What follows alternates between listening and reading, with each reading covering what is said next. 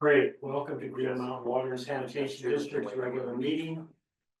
I'll be acting president this evening, even though President Karen Morgan is joining us by Zoom. She felt that it'd be more effective or efficient if somebody were present here in the meeting room, so I volunteered. So I want to call the meeting to order. According to WWV, it's now 18:30 local. So we'll do a roll call. I'm Roger Wendell, present. Dave T is present. Dave Wickman. Bill Hardinger. And Karen I Morgan. see. Okay, great. We have a quorum. Next up is we're looking for approval or additions to or deletions from the agenda. And I might do have something. As you know, I never like the idea of surprises. And there's a bunch of things on the agenda, so under directors matters, that I don't think I've ever saw until Friday afternoon. So, I would like to take them off unless they are simply information. With information, I'm always happy to hear information. But if they're on the agenda to be voted on, then I would like to take them off today's agenda, put them on next month's agenda to be voted on. We could certainly consider that. I do know that a couple of things were added and removed from the agenda up until, like we mentioned, Friday. And a couple of things that came to my attention that I think should be added. Maybe a brief discussion on the fluoride letter, doesn't have to be extensive, does not require a vote. And then I was hoping Phil could update us on the C-Safe meeting. So those might be two changes that you're referencing, maybe not. Don't know if either one of those are on the agenda, but anything that's informational is fine. I just don't want to be voting on something that I've only heard about in the last few minutes or maybe 3 days ago. So, I'm thinking the things that look like they were a vote, was that bylaws, something about getting a new attorney. And, anyway, there are several things listed under directors matters. And it goes back to my old pet peeve, is that things require a first and second reading. And if we have a first reading at a meeting like today, saying, I want to discuss this a month from now, that should be under new business. And then a month from now, we have old business, which is picking up what we brought up at the previous month's meeting, and is now a second reading. And if we follow that format, I think that's the best way to go. And as long as we keep doing the thing of bring it up Tuesday evening and vote on it, I'm just not satisfied with that approach. I can appreciate what you're saying, and I'm somewhat in agreement with that. However, most of what I've seen on the agenda and what we've experienced during my 3.5 years here are things that pop up, like you say, at the last moment, which normally wouldn't be acceptable. But it's usually things that we've been discussing for months on end. It's, maybe the exact verbiage and the exact intent of that particular agenda item is a little bit different and new, but generally it's stuff we've been covering. So in that sense, I don't agree, but if you want to put forth a motion on any particular agenda items to have them removed, we can consider that. Well, I guess at that point, as far as what's under directors matters, I think the only thing on there that was truly legitimate was the settlement agreement. I think all the rest of them could be put as new business for next meeting. So that would be my motion, as it were, is that we take those things off today's agenda for voting purposes. No vote on those issues today's meeting. Okay, so it's my understanding we have a motion on the floor to eliminate, if I understand it correctly, director matters B, C, D, and E.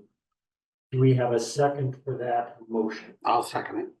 So we have a second from Director Martinez. We've got a chance here for some discussion. Like Director Morgan has raised her hand. Oh, I'm sorry. Director Morgan? Hi, thank you. Yes. Actually, Director Wickman, we do not have first and second reading. You are once again quoting city council rules. This is the Green Mountain Water Board, so we follow our rules here. For our rules, what we do is if something comes up during the month, then we put it on the agenda. And right now is your opportunity by majority vote to take it off the agenda. I am hoping you will not. Some of these are time sensitive, others are not, and you have the option to vote no if something comes up that you did not have time or you did not feel comfortable voting for. But at least the discussion should go forward and see where we're at because it was adequately noticed and we can proceed. So I will be a no vote on this. Any other discussion? Director Martinez, discussion. Give me some examples of when these were actually brought up before this meeting. And notice was given as stated by the director or president of the group. Honest, you Karen. We are, and again, notice needed to be given on the agenda. That is how we do it. Notice did not have to be last month. That is not how we do it. We do it by notice on the agenda. Right now, the discussion to have it or not could be taking longer than the item that we are taking time up that we could use to discuss the agenda item. So we're not saving any time here. And again, you always have the option to vote no or to table a motion that you don't like later on. So. Director Martinez, comment. You did not answer my question. I asked for examples of these items that were given, as you stated in your previous statement, that these are all items that were previously discussed. I don't remember ever discussing bylaw update. That's a new one to me. The secretary one could be a great one and I could be okay, but definitely bylaw update is one that I don't remember ever hearing about or having notice of prior to getting this this agenda. So as you indicated, okay, well, we don't follow standard parliamentary procedures, and you've noted that several times, the meetings we've had, it's pretty much up in the air as to how you'd like to run it. So therefore, you opened and said a statement stating that this was given, we were given notice on this. I asked for example.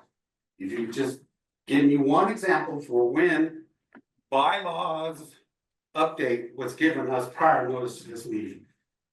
Director Martinez, this is an argumentative line of reasoning that I will not proceed with. I answered your question. It is on the agenda as properly noticed. That is all we do here. Done. No, Okay. no, I raised my hand. All right, I'm playing by your rules. Once again, gets back to the point, you pushing your agenda without ever taking or answering valid questions from other board members and just blowing over it and just pushing your agenda. let's stay central to the question here on director's matters. Yes. She answered your No, question. she didn't. I asked for an example. I never got an example. She gave you her answer.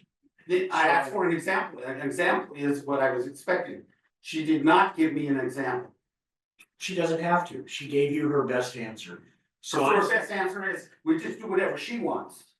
Is that what, that's what I heard? Why don't we do this? Let's end the discussion and vote on the matter. No, It won't be- I don't want any discussion. I have grounds for more discussion here. Do you have any new points? The point is that these things are brought up without any prior knowledge and asked for us to vote on without having a sufficient enough time to understand what's going on and what are the ramifications, what are the ins and outs. As David indicated, he needs more time to understand what we are voting on, and her only recourse, vote no, if you don't like it. That's normal. Okay, but as of a couple months ago, we are now in and I said this before, in a dictator type of a leadership with President Karen Morgan, You under need- leadership. You need to remain respectful. And I am remaining respectful. It is a dictatorship. She just told me, that's it. We're just gonna go forward with it, and you're following her mind by telling me, well, she gave you your answer. She didn't give me an answer. She doesn't have to. So there you go, there you go. She gave She you her best. doesn't have to give an Okay, answer. so we If have- that isn't a dictatorial type of a leadership type of a process, then I guess I don't know what I'm talking about. Apparently. All right, any further discussion? Can we move some of these items, because I'm completely unfamiliar with a bylaws update. And yes, usually with a bylaws change, in most organizations, first of all, you got a committee that usually discusses the issue. Comes back to the board and explains it a little bit, but that's just one. And I didn't know we didn't like Dylan's work. So are we getting rid of why are we getting it? Well, just to clarify, I'm not your returning, so that would be a new returning. Okay, so Yes. you'll probably, I mean, I would accept your recommendation on what to do with regards to that. If that ends up being on the agenda for discussion, I can talk about it. Thanks. Okay, then perhaps we can take each one of these and say whether we're prepared to talk about them or not. That's what we're discussing now, I believe. And So what you're suggesting is we go through the director's matters as posted in the agenda, decide whether we want to address each one as we move along. What's the definition of address? Discussing things and getting information prepared, that's always good. If we're doing a binding vote tonight, that I don't wanna do unless it's clearly an emergency. I need to add that I picked up the entire packet on Friday. And everything's here. There's nothing new. There's no surprise. So I don't understand why this is a problem.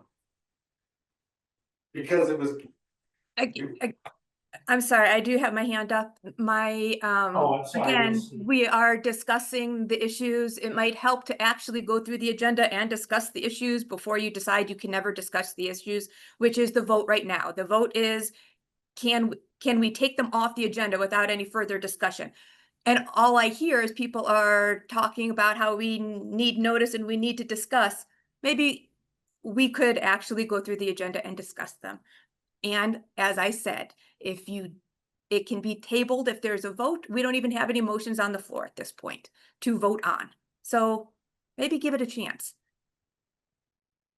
So, yeah, we do have one motion on the floor, and that is whether to eliminate B, C, D, and E from the director's matters. I think we've exhausted our time for discussion. So let's vote. All in favor of removing those 4 items from director's matters? Vote now. that's a vote no. All in favor. Or all in favor, excuse me, thank you.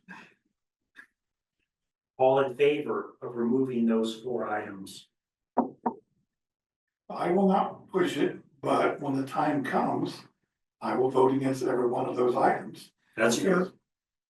Okay, so the motion fails. We're gonna maintain all 5 items, or, 5 items of the director's matters. Okay. The other thing is, I did want to add a very brief discussion about fluoride letter, very brief. We don't have to vote on it, and C-safe. Is there any problem with that? We have to vote on that. The motion to add to the agenda. Yeah, all right, motion to add those 2 items to the agenda. 1, to discuss the C-Safe meeting from last week, a presentation, very brief by Phil. And maybe just a real quick look at the fluoride letter. So that's the motion. Does anybody want to second the motion? Okay, seconded by Phil Hardinger. Any discussion? All in favor of adding those 2 items? I didn't see it. It was Wendell, Morgan, and Use unanimous, I think. Hardinger and Martinez. The motion passes. Thank you. All right, next up, public comment. We limit public comment to 5 minutes per person. And as a gentle reminder, each meeting, we ask that public comment be related to what we're doing here on the board and that remain respectful. So is there anybody in the room that chooses to speak publicly? Mr. Gardner? First, I wanted to pass on my wife's comments to you all about the postcard. She says, thank you, very informative. I don't talk to her about how I interact with some of you or how I use on this. We were on stuff, she's a smart lady. But she said this is very informative and she's really not very happy with the Lakewood City Council, which I give her piss off a woman from New York City. They can be cruel. Well, certainly we appreciate that. Josh worked hard on it and we negotiated back and forth and it was well done. I haven't seen anything on Nextdoor about this, which is sad. I'd be curious if the staff has received any calls or board members have received any response to this, or if it's just out in the ether and people didn't look at it. Second item tonight, I'm very pleased that you didn't decide to remove 7B because it's been 11 months since the board last addressed the Ravine Bridge issue. And when you notice the public that you've withdrawn the letter, I have had a conversation with our Ward 4 council members, and my impression of their views is that they have been led to believe that the appropriate relationship between the city of Lakewood and Green Mountain Water is via the staff, and that the members of this board and the members of the council are irrelevant in the discussion. Which I told them I thought was just something backwards. Yeah. Not to be profane. 11 months and school starts next Tuesday on the 19th. I walked the bridge. The concrete that I reported on 3 years ago is continuing to deteriorate. And I'm very interested in what you guys are going to have to say if we lose a student over the side of that bridge. A death is not going to be defendable by this board because you want to play politics with the city or the city wants to play politics with all of you. That's just totally absurd. And, I think it's because from the outside perspective, watching some things here makes me wonder if some of us have forgotten how to be adults. But we ought to get on with this business of the Ravine Bridge and get it fixed. If we don't, there's going to be an accident there, and I'm going to feel guilty about it. So I didn't push hard enough to get it up and finished when I was here. But some of you have been here a while and also will be just as responsible as I'll feel. Please take a look at that. I'm starting to sound like Alex. I don't need to. That's enough. All right, thank you very much. Do we have anybody online that is interested in making a public comment?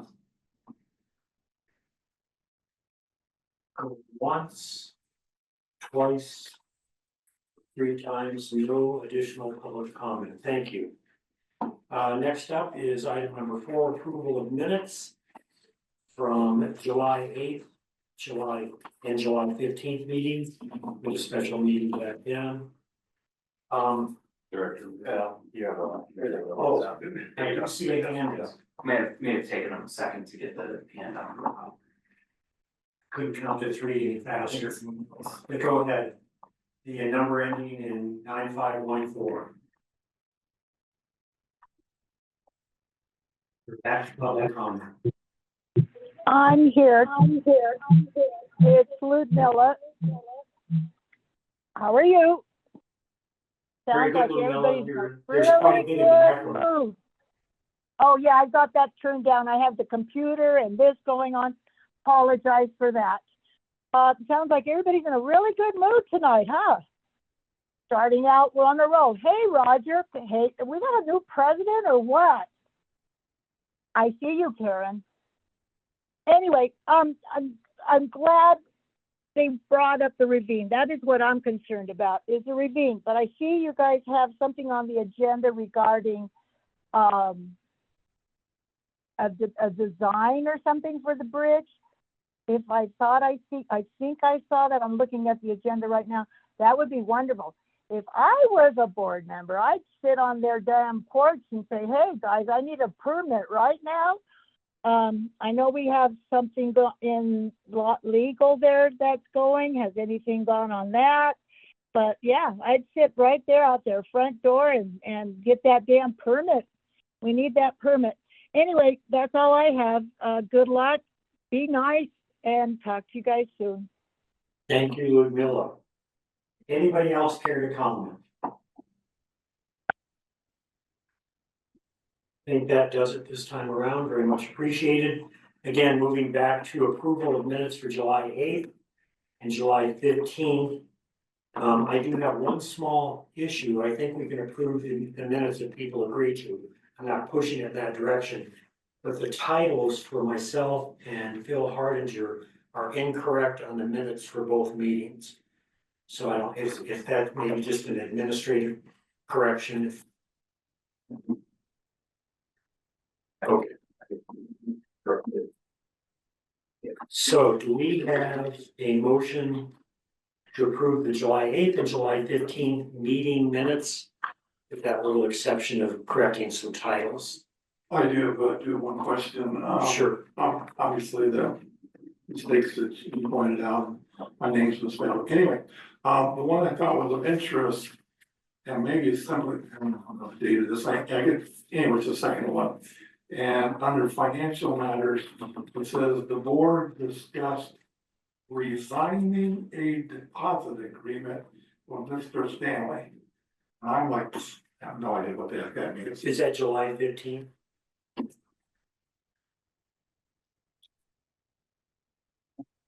think it's the second one. It's only the last page is real short.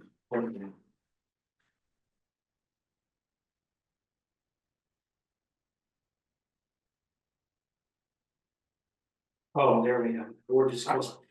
I'm not debating, I just have no idea what it is. It's, to me, it sounds like when we had to re-sign the bank documents, is that correct? Maybe acquiring Phil's signature, could be mistaken. Yeah, that is accurate.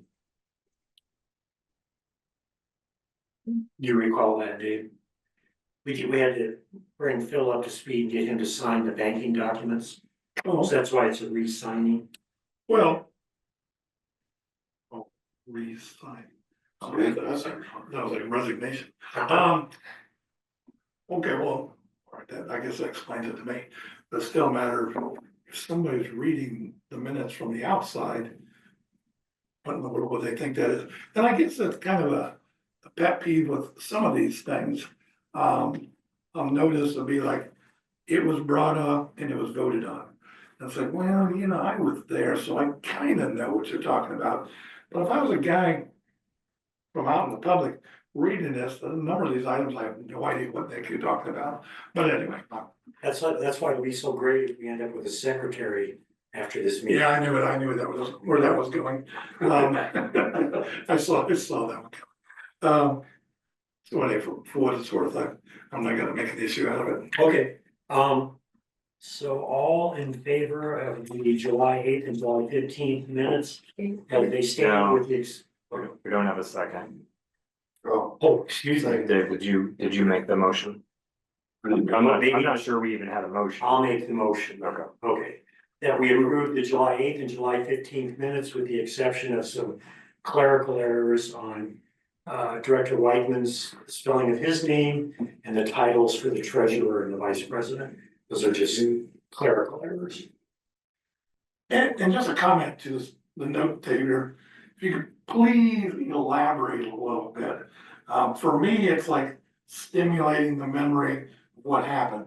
But for somebody months from now from the outside working on an issue, and all they got is, one or two lines in the minutes, a little elaboration would be perhaps helpful. Yeah, I think that's valid.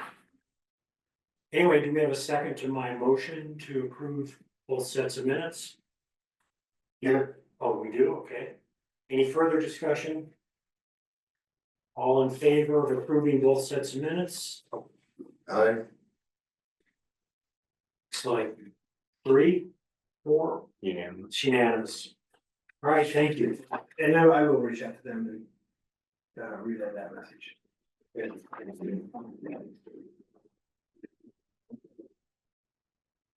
All right, next up is financial matters. Daily monthly operating expenses and capital expenditures. Bill, if you care to move forward with that?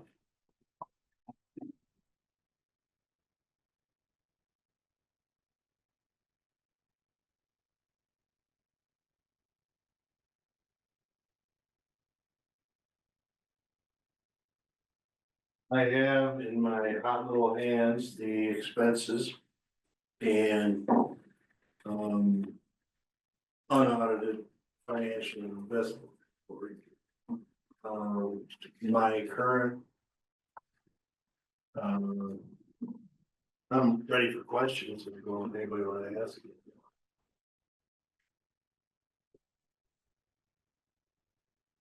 I would move that this report be accepted. I also made a second report about, oh, what's the name of them? CSAFE. We did a meeting with CSAFE people there. What I thought was significant to me was their predictive models for the future were very nice, very good. They are of the opinion that we're in a upward trend in the market bullish in everything. So we take that for a grain of salt. On the second test. Yeah, thank you. But yeah, I was in attendance at that CSAFE meeting as well. And just so that folks are aware, and maybe even a note taker, we don't need to waste a lot of time on this, but they talk about our time deposits, safety, interest rates, the future of interest rates, what the Fed's gonna do and all of that. And as Phil just outlined, things look favorable for us at the moment, so we're trending in the right direction. Thank you. Okay, so there's a motion on the floor to. Well, I got a couple questions. Oh, okay, go ahead. Under contractors, repairs, utilities and insurance. I see a negative variance going on. Is that? And also under office and grounds and cost of meters sold. Also noted that, if I remember correctly, water usage was down. But who knows what that means? I'd have to ask Scott what it means. Any ideas on that? Why hottest part of the year? Yeah. And I know my water usage is up. Yeah, Well, I assume there's a time lag here, and it wasn't that hot a month or so ago. correct, yeah, that's in July. Okay. Yeah, it's just. I guess we could look at some weather reporting, but you know, there has been some cooler weather we had in July. Unseasonably cool. And there's just, people are being a little bit more conscious of their water usage. It's, Is that what you think is going on? yeah, No worries. I guess I'm not. I mean, I know. I have lots of water, but I don't. Okay, and so, Well, I stopped showering, so that probably helped. well, yeah. Thank you very much. Too much information, okay. So on here, I guess on page 27, I noted in contractor repairs, there was a negative variance on that.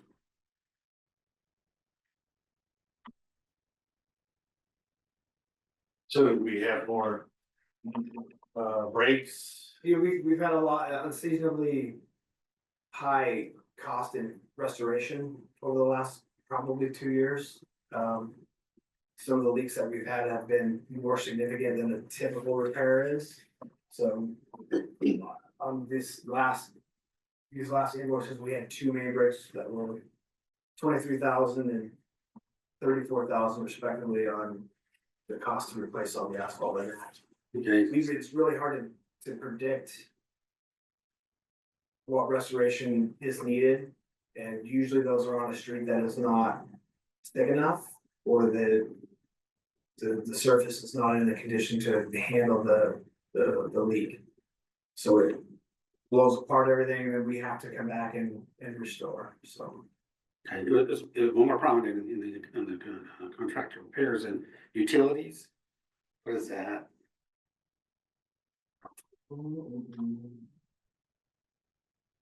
And insurance, of the other ones, right? Questions on it?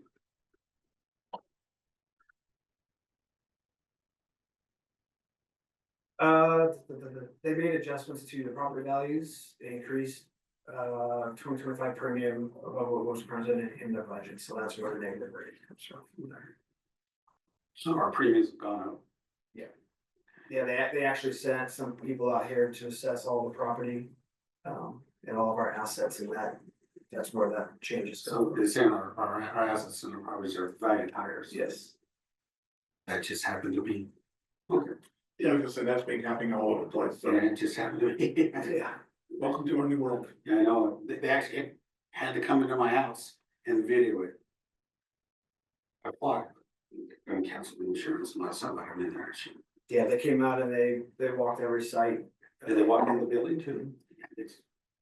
Why do you got a video my gallery? Okay, any other questions concerning financial matters and the reports and the? That's it on me. No other questions? Okay, I believe there's a second for this motion. Yes. Okay, all in favor of accepting the reports? Looks like it's all directors except Whitman. Unanimous. Oh, it was unanimous, okay. Sorry, I don't have a clear view of the room. All right. Moving up next, we're gonna go to district reports. We're gonna discuss a sewer model presentation by Olson. And Josh is gonna provide that. And Josh, I apologize, I did not catch your full name. It's Josh Bale, B like boy, A-I-L-E. Thank you for taking time this evening. You bet.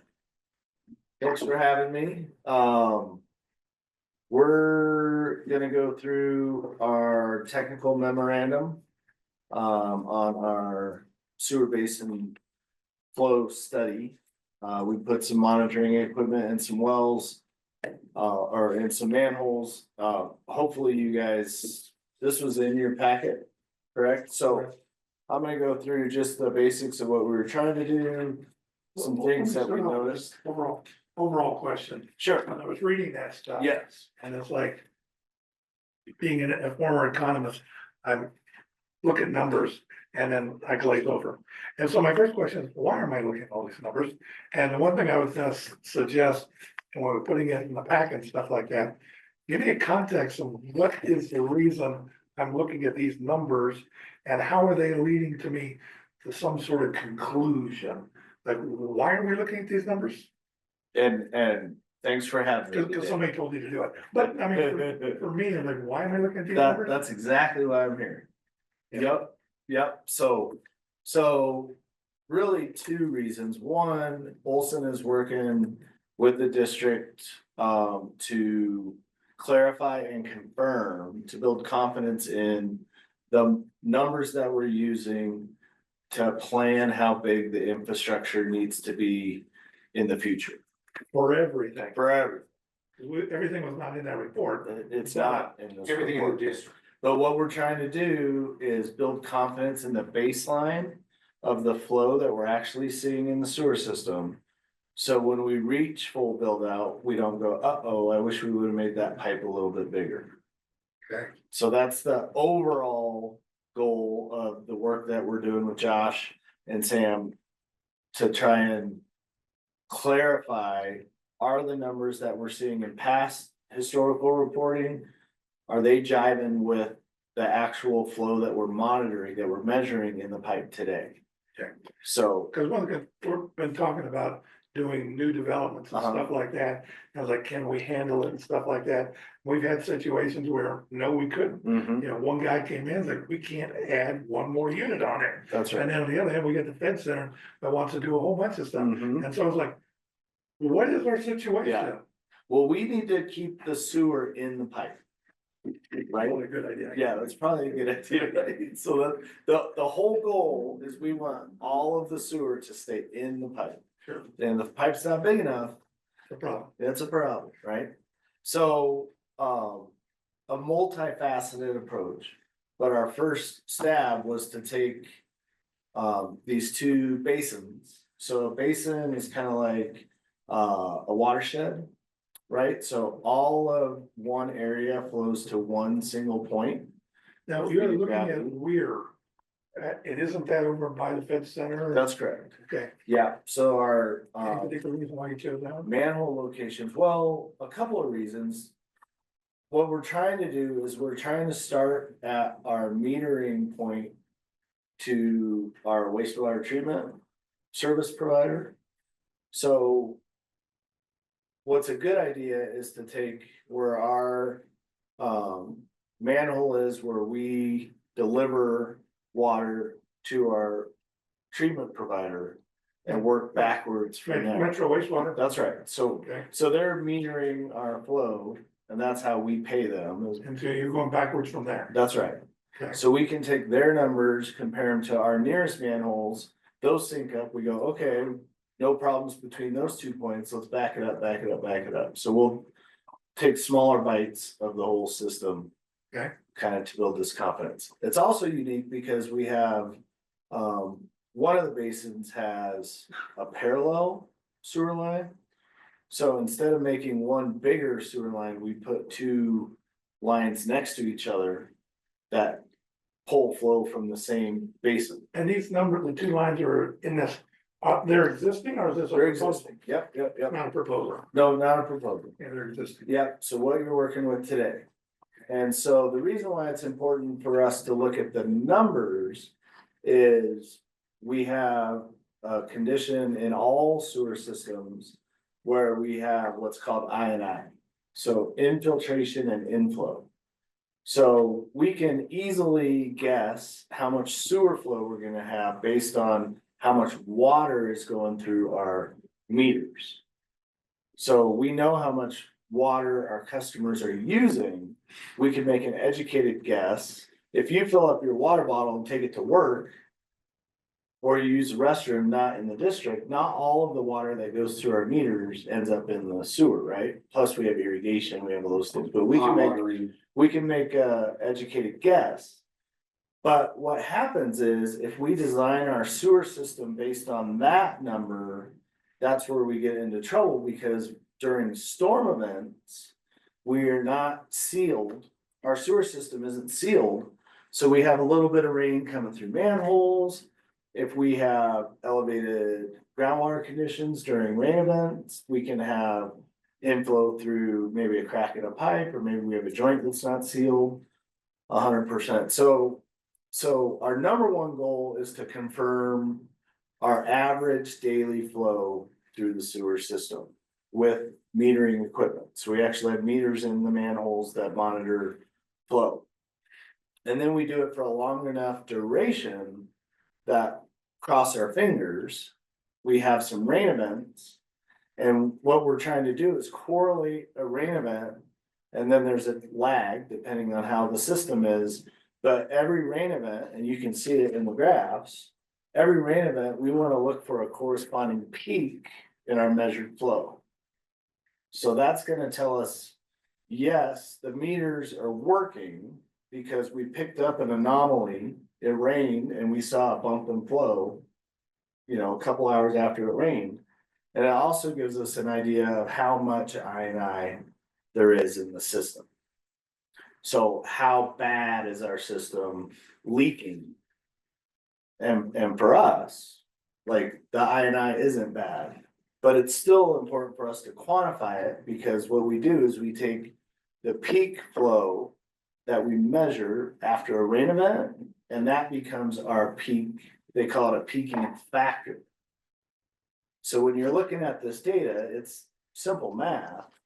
But we're taking the highest reading that we had and the average reading that we had, and we're saying that it's a 1.2 multiplier. So that means our average flow is the 1, and during rain events, we saw an extra amount of flow equal to 0.2, for example. So our peaking factor in our highest INI basin, I think, was 1.55. Now, is there variance in rain events, like some of them are really bad and some of them you hardly notice? No, we saw really good correlation, and one of the reasons we did this study is because in past data, Josh, you'll have to help me out with this, but in some past reports that we did, they were inconclusive. We weren't able to tag the rain event with the measured flow, and we didn't get good rain events. So like you roll the dice, you go, well, I hope it rains. Well, we have the meters in there and it didn't rain. So we had inconclusive results. Is that Yeah, that's pretty much it. okay? And a lot of what we had before was just endpoint meter data, so that's on the Metro One recovery collection points. I think Dave's question was basically, if you get 4 inches of rain, does that cause worse intrusion than if you get 2 inches of rain? Is that right? No, yes. So what we do is we see, yes, we would see, the more rain, the higher the peak after it. But it's relative. So let's just say our INI is 1%. So we have 1% leakage in our system. If it rains an inch or 10 inches, it's still 1% leaking in. So it doesn't increase. There's not like more pressure, there's not more water coming in. Pretty wide range. Well, I was wondering if the sort of thing like, well, if small rain event, you hardly notice it. If you get a moderate rain event, you get a little bit. You get a big rain event, all of a sudden it doesn't double it, triple or quadruple or way beyond mathematically you would think would be a variance. Right, yeah, so there's not a multiplier like you're saying. So 1 inch rain event is less additional flow than a 10-inch rain event. But it doesn't double or triple or whatever. It's relative to the amount of rainfall. So like in math, you got a nice little chart, so you go, It's linear, very linear. Okay. Yes, yeah. How does that work during the winter months, during snow pack and melting snow? Same thing. Yep. Seeing the streets inundated with water and stuff. That's right, especially with, we get hot days after a foot of snow. Yeah, Yeah, same thing. and same thing, So you do monitor that. That's right. And our sewer flow minus weather events is very predictable. So in dry days, we're seeing a very consistent diurnal pattern in our monitored sewer flow. have we ever had a situation where we exceeded capacity and the problem occurs? I've seen it happen. I don't know about here. You have seen it here? No, I don't know. Well, we have not, We've never exceeded capacity. Yeah. well. No, You can get close, but. How would you know it would blow a manhole? Oh, yeah, you'd surcharge. yeah, we'd surcharge and She definitely. somebody would call saying. Oh, you'd know. From the street. Yeah, for sure. Did anybody ever see I remember one event where the intersection of Alameda and Union Mhm. had about a foot of water, Mhm. just running like an inch, coming down McIntyre Gulch Uh-huh. and just bottled up there. Uh-huh. I don't know, would that have been an event like you said? Yeah. We're not seeing that there's an incapacity of your stormwater infrastructure. Yeah. And I think that's managed by the county. City of City of Lakewood does their own stormwater. Okay, sometimes it's county, sometimes it's city. So if your stormwater system is not functioning properly, you could stack more water in your sewer system, but we're not seeing that. Yeah, so in the event your storm system wasn't functioning properly, or your retainage ponds were plugged up or something like that, you could put more water onto manholes and increase, natural groundwater tables and stuff, but we didn't see an instance of that. Thanks. Yeah, so,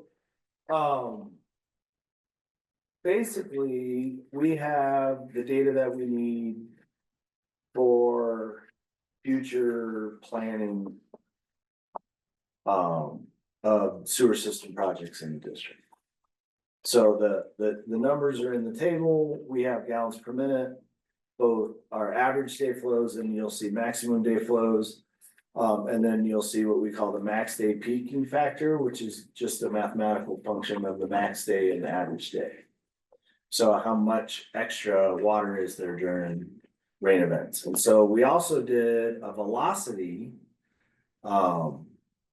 calculation as part of the study, because in the event that your sewer system is sized appropriately, we need a minimum of 2 feet per second to keep the solids moving, or the solids settle out and you have H2S issues, and you got a lot of other issues. And if you exceed 8 to 10 feet per second of velocity, it's going too fast and the solids settle and they separate and you end up with your solids settling and the clean water runs on top. So we're also looking to make sure your system is designed for the correct velocity. So flow and velocity. So everything looks good. We have the numbers that we need to make future planning decisions. And the secondary kind of bonus is we have a much better handle on that parallel system, the two pipes that run next to each other. To see if one pipe is flowing more than the other pipe. Because water is gonna go, water's coming to a point, it's going into two pipes. We wanna make sure that that flow is split equally and that we're not overloading one or underloading one. There's 18-inch and a 24-inch line, so we were curious, is one pipe more full than the other pipe? But that flow split is okay.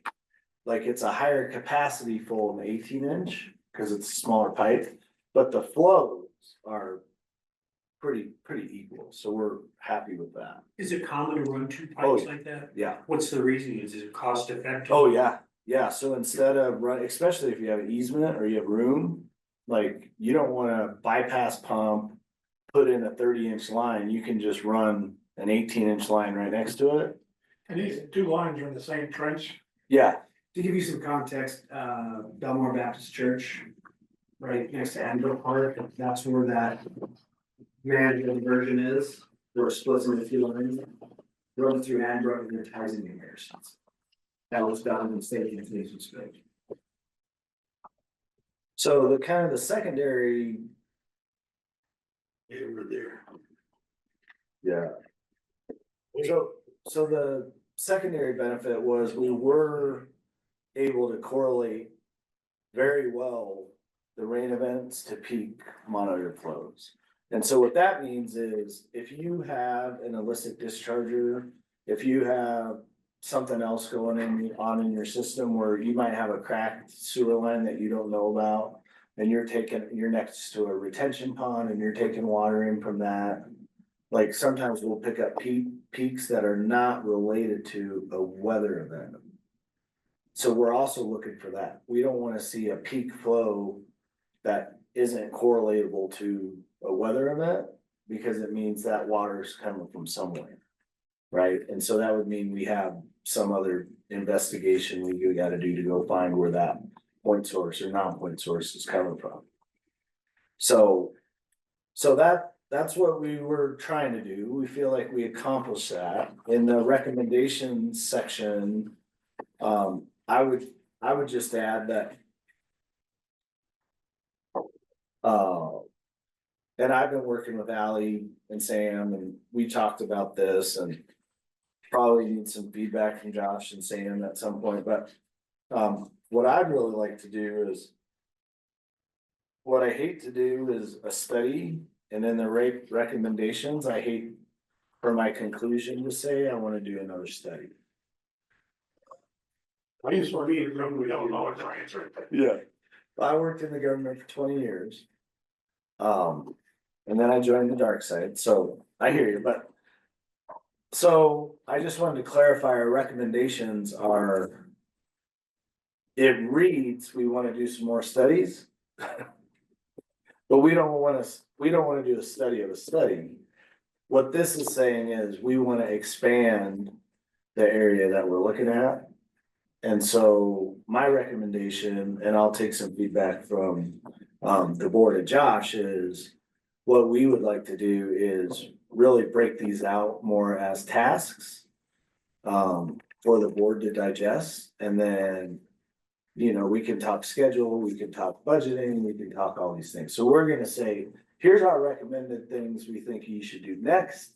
Totally up to you, when and how and all that stuff. So in the recommendations, I just wanted to clarify, it does say we are suggesting doing more studies, but we should probably clarify that. And then give you guys the opportunity to digest it and then kind of go from there, so.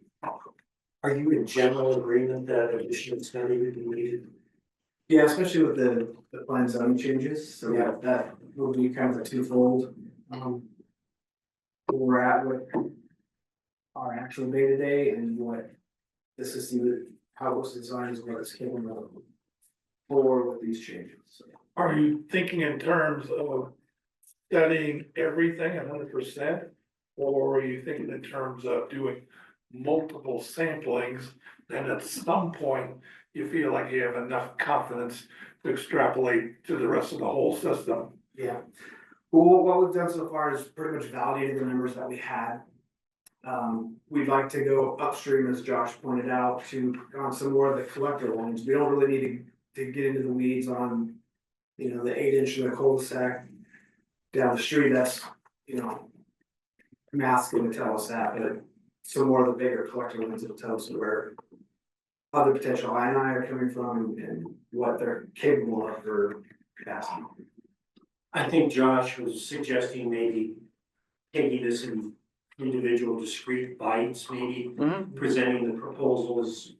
We could just move on through time like that. Okay.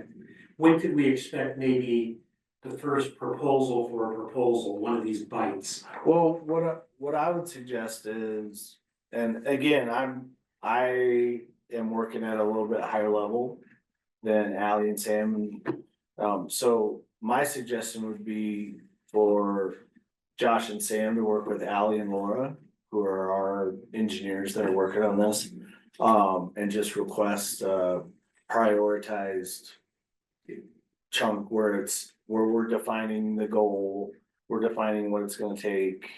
And then if we can knock out all three next year, we'll put them in the budget. If you wanna do, that's gonna be our recommendation, because what we don't wanna do is hold up development.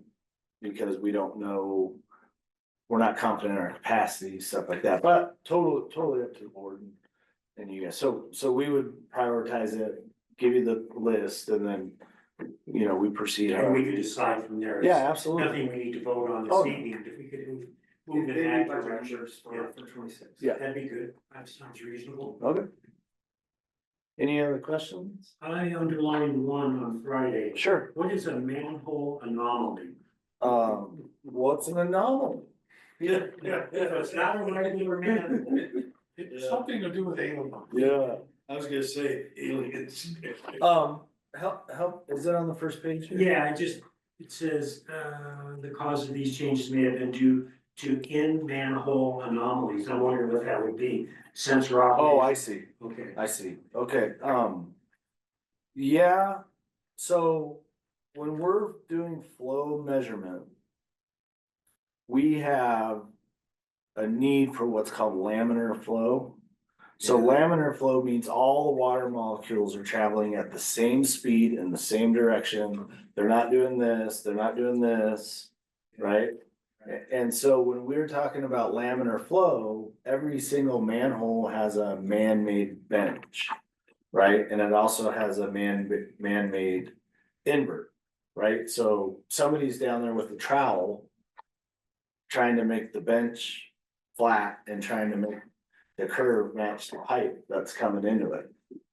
Right? And so if that's not flat and the curve's not symmetrical, you're gonna get some water doing this a little bit.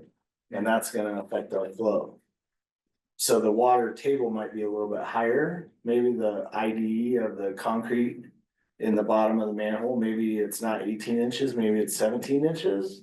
Well, now your water depth is gonna be a little bit higher, right? And so I thought these manholes were prefabricated. the rings are, absolutely. Yeah, but So when why you, would there be a difference in maybe the because symmetry? you bring a pipe in to one side of the manhole. And then you bring a pipe into the other side of the manhole, the bottom of that manhole is all man-made. So we pour wet concrete in there Oh, and we form it. We form it to sink them up, I didn't realize that. Thank you. yeah, I mean, you can get prefabricated bases, but they don't ever have to. they don't, Okay. And you also have solids that those will also. yeah, that's true. Like if you have a rag in there or something that hasn't moved on down. Is this where those issues about tampons and napkins, Well, yeah, more debris, right? And you know, like people flush all kinds of stuff. You know, now we have wet wipe issues, right? What? Wet wipes, Oh, flushable I wet was thinking, wipes. those things don't, yeah, they don't, No, don't be flushing that down my. toilet. no, please don't. Please don't. They create a problem downstream. Oh, absolutely, yeah. So these accumulate. Oh, yeah, yeah. Yeah, so if you have a little bit of a lip, so when the pipe comes in the manhole and you just have a little bit of a lip or you had some settling, right? And now everything's catching on that lip, right? Let's go to Director Morgan. There's a question or hand raised. Hi, thanks. Yeah, I had a couple questions. Sure. So am I understanding that this did help identify some places? Overall, you're saying a new study in the dry season, but I guess I was thinking that this study would help us understand at a more localized level. Do you feel that that was worth it? Yes, absolutely, yeah. Okay. I'm trying to understand how the results will be applied for the new, first of all, did you say you talked about what the I&I is, but we did see some, was it more or less than we expected? Is that just a place where we're gonna like benchmark so that we can mark it down and try and find the sources later? What is that? How is that working with our expectation level on capacity? So we have to know, well, so two things, the reason, so yes, we think this worked. We think we have a great number to use as a backdrop. If somebody comes to us and says, I wanna build a 2,000 unit apartment complex, will it fit? We have a great number to use as a backdrop to see if they can put that many units in, for example. And to your I&I point, we are looking for excessive I&I peak factors. We did not see an excessive I&I number. So it's not something that we would investigate further. They're 100% attributable to rain events. And so we would anticipate that every rain event is gonna impact the sewer system proportionately to the rain event and not gonna impact capacity to the extent. So we're gonna carve out that number so that the peak number is what we use for capacity. Right? So a new development can't have the average flow number. They can only have what's left over after we include the capacity for the storm event. Right? So we're not giving that capacity away, even though we only see it 1% of the time, we still have to retain that capacity for a storm event. So whatever's left over is what we get to use when a development comes in and wants this, they ask how much capacity do we have? We are only telling them we have capacity beyond what our maximum recording is. when you're talking about looking at more of the system, how much of the system did we just look at? Was it 1%, 5%, 10%? And then the corollary to that is, how much more would it take to get the whole system? Or then the other is like, do you need to investigate the entire system? No, Or will you only be looking at Yeah. those areas where we have new development? that's right, that's right. Yeah, your built out systems, like we're only worried about the critical point of failure is where we hook up to Metro. Right? So from there back, our built out areas, areas that don't have any acreage around them, that's not on our radar. What we looked at in this study is basically from Jewel north, so 85% of the district. Well, just in a broad sense, how many more studies do you think we need to be confident in making good decisions? Like a whole bunch, a little bit, hard to quantify that, but We'll have to sit down and hash through that, but what my end goal on this was to validate what we're using currently as far as a capacity number, and it was within 2%, so Yeah, it's where we're at capacity wise is where we still are right now. yeah, Those issues along Alameda and Kentucky and things like that, so those are still, as laid out in the master plan, a problem. go ahead, Karen. Yeah, no, that was exactly my question. Thank you for answering. So this didn't, with all of that, we didn't find any extra capacity for in Kentucky, but it's not worse than we thought either. And we do have a little bit better understanding of what are the contributing factors to Kentucky. And is that what I just heard? Yes, Okay, thank you. yeah, the peaking factor through Weir North and Weir South is will remain unchanged at this point. Okay. Thank you. Yeah, and well within like industry standards, like a 1.3 to 1.5 peaking factor is like industry standard. And you guys are right there. So we didn't see anything that gave us pop. is there a particular reason why you chose this one to sample as opposed to any other potential sample in our system? Yeah, cause we started at the end and we went back to the first 3 collection manholes. How many, This Weir is also the majority of the outflow of the district. Yeah. and I'm revealing my ignorance, how many of these outputs do we have to Metro Waste? I mean, I know everything connects in, but at the final connection points, how many of those do we have? 3. And this was one of them, so still 2 more to look at. And then the upstream, or whatever you wanna call it. Yeah, the other 2 are 95% residential, and we have the Metro 15-minute data on those ends. So that the reason for this focus here was because of all of the commercial properties. And the majority of the development coming in is in this location as well. Well, I also thought it was relevant to Federal Center. Yes, correct. Yeah, we definitely are keeping an eye on Federal Center for sure.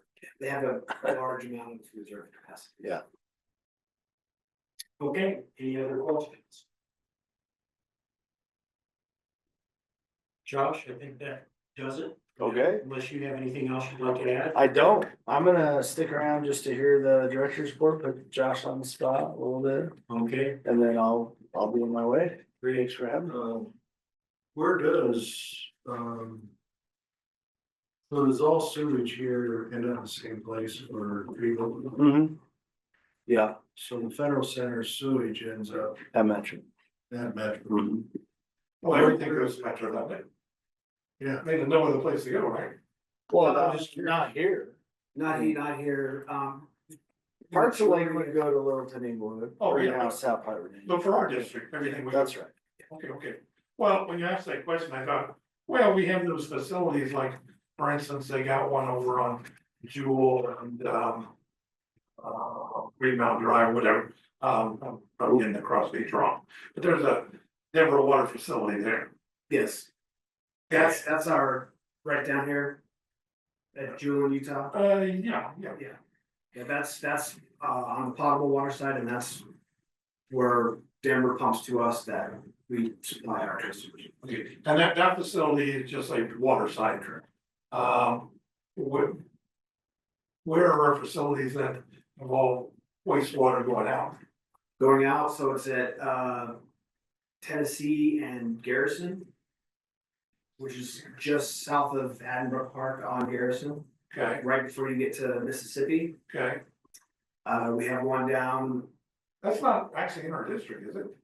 it's right on the border. Okay, Yeah, it goes right where it goes into Maine property. is that where those things are located at our borders? Yes, And then, you don't have any lift station. we have two, Oh, you have two two lift stations. internal, very small. Oh, okay, cause you got a lot of gravity here. Yeah. Like. Well, then don't we have something with the Woody Valley, I remember that. Yeah, we got- paper. The other two are down there. We've got one, I forget the name of the park, but right, where Wright Street from Jewel goes down and kind of this Wright Street ends right there. We have a metering station there before it connects up with Bear Creek Water Center, because we have shared capacity with them. Then we have what comes down Washington Road, so those are the other two. When we have more gravity than some other municipalities. More newtons force on our system. Probably more wear and tear on the, like the concrete cavitation. Does that become a problem or is it? Well, if we're maintaining appropriate velocities, yeah, what chews up your concrete is H2S.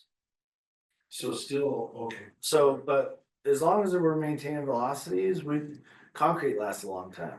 Okay. Yeah. And where's the H2S come from? Is that from solid waste? Yeah. So Okay, well, everybody. hydrogen sulfide mixes with water droplets in the atmosphere and creates sulfuric acid. Yeah. And it doesn't Now like it's really- concrete, it doesn't like metal, it doesn't like anything. I know it's a silly question, but I used to be in oil and gas, and hydrogen sulfide was a problem we have with our wells. Oh, for sure. But that wasn't, Yeah, that was not. Well, that was not poop. and sulfates, yeah. So we see that in groundwater as well. Yep. So Josh knows how to get a hold of me. Yes. Don't hesitate to reach out if you guys have a question or whatever. We're always happy to communicate with you guys. So All right, Josh, thank you very much. you bet. Thank you. Okay, let's move along. Next up is the maintenance report.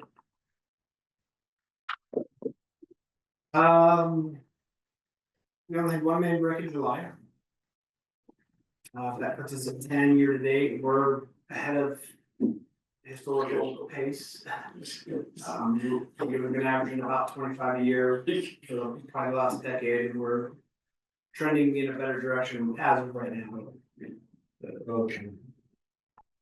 The cold weather's yet to come. Yeah. And that was on 555 Zang Street over off of the 6th Avenue frontage road. Okay. Every time you throw in an address, I'm trying to correlate where that's at. So 555. Dang, that's Right by Red Rocks Community College. Yeah, so that's a block. Yeah.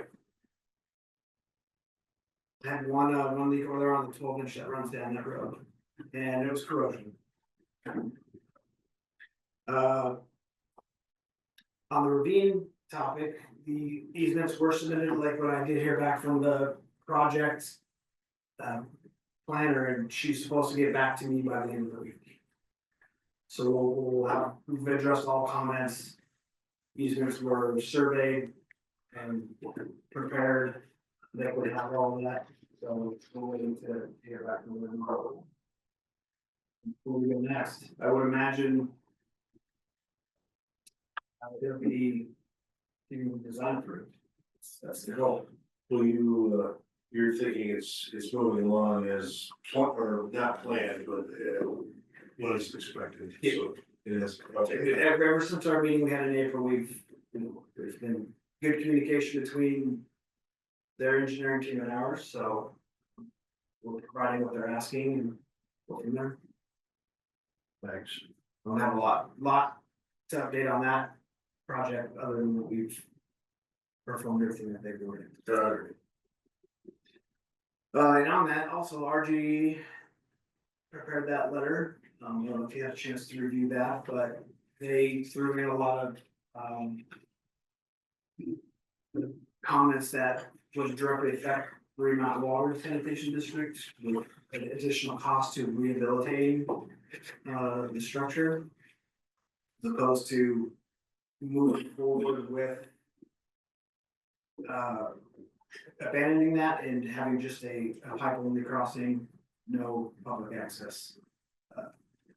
It's just gonna be a pipe, so nobody can get on it. You know, some of the key points they brought up, that there's not enough history to take ownership, that becomes an issue for anybody that is associated with that structure. Just pointing out a lot of things that would cost additional money to rehabilitate the structure. I don't think anybody wants to maintain. I think it furthers the point of a new crossing and abandoning the existing one. So I can take any questions you would have on the outcome of the report. Do you have any? It really just points out things like, we don't know what condition the bridge is in, where it came from, the hangers, that were comments from Lakewood, that the wastewater pipe hangs from. You know, they made their best guess on how that was attached and why it was attached the way it was. It's kind of a thin top. It was meant to have additional concrete put on top, but it was just an asphalt layer put on there. So they actually had to drill and penetrate through the top of the structure to hang the pipe, rather than it be prefabricated that way. Then you got to take into account bypass pumping across a really deep ravine for a extended period of time. Taking that pipe down to do all of the necessary rehabilitation to the development on the east side. So their conclusion was,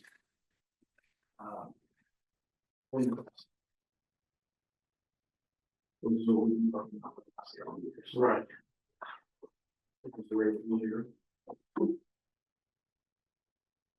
So, City of Lakewood has asked whether the board has any interest in a cost sharing for rehabilitating the current structure and replacing it. And this report is sort of in the context of that inquiry.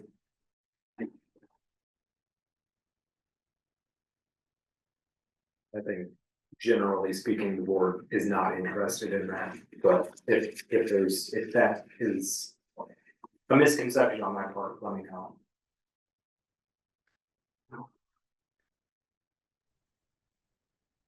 You know, my attitude is if Karen's project, whatever she says, do what she says. She's raised her hand. Karen. Director Morgan. Yeah, I guess that was my question too. This item came up because of at last month, for those who wanted notice and wondered what discussion was going on.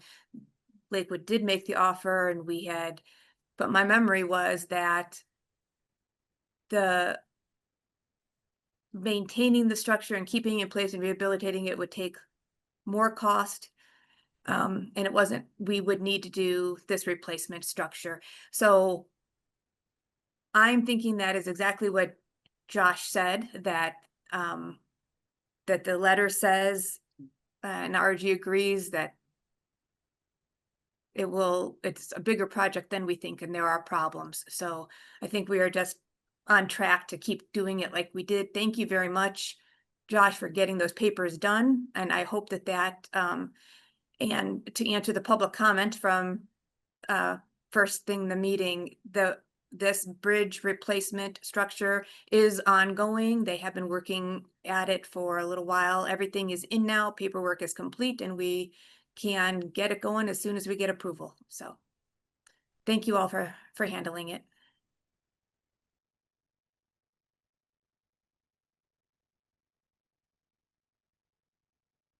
On to development reviews, we had a meeting with proposed. Multifamily development there on. You can help me with the Alameda address. Yeah, 12364 West Alameda, that's just north of the Vitamin Cottage, behind the Starbucks. Oh, okay, Starbucks, okay, Yeah, gotcha. the big empty parking lot over there. That's right, yeah. We met with them. And the technical memo that's provided by Olson to them, showed the areas of concern that their project would put the district over capacity, and they are fully on board to make those improvements, so. Then 533 Van Gordon, that's the Point Athletic Club. Correct. Okay, Yeah, gotcha. we reached out to them as they were next in line for a study, they're unsure if they wanna proceed or not. And they haven't, Those guys have been unsure for 10 years now, it's like, so we've reached out to 12476 West Bay Ave, which is over there by Van Gordon and Cedar, that there's an empty lot back there that they wanna do a hotel on. Oh, that's And we're getting a quote for them and see if they wanna proceed as well.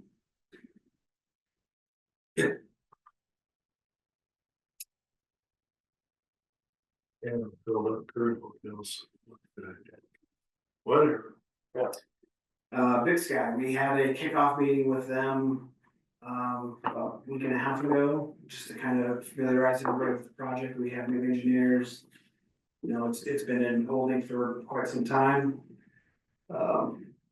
They are going to package up everything that they have wrapped up as far as design goes in a new 2025 folder, if you will.